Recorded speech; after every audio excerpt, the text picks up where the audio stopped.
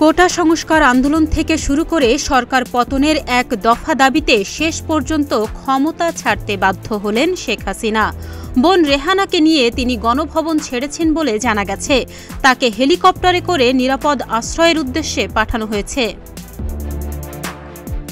সোমবার বেলা ২:৩০টায় বঙ্গভবন থেকে একটি সামরিক হেলিকপ্টারে শেখ হাসিনা উড্ডয়ন করেন। জানা গেছে তারা হেলিকপ্টারে ভারতের পশ্চিমবঙ্গের উদ্দেশ্যে রওনা দিয়েছেন। এদিকে সোমবার দুপুর ৩টার দিকে গণভবন ঘেরাও করে ফেলেন সাধারণ ছাত্র জনতা। এর আগেই পদত্যাগ করে দেশ ছেড়েছেন তিনি।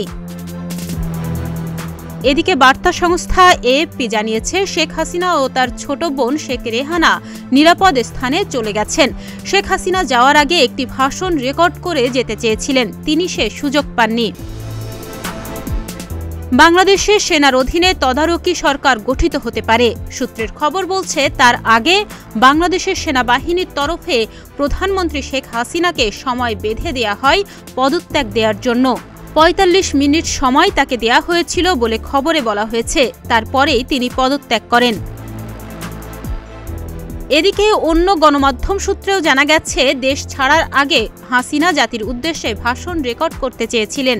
তাকে সেই সুযোগও দেয়নি বাংলাদেশ সেনা।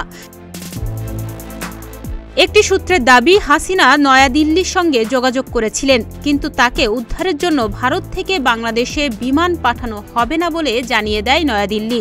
ভারতের তরফে জানানো হয়েছে, বাংলাদেশের আকাশ সীমায় ভারত কোনো বিমান পাঠাবে না, কারণ তাতে আইন লঙ্ঘিত হতে পারে।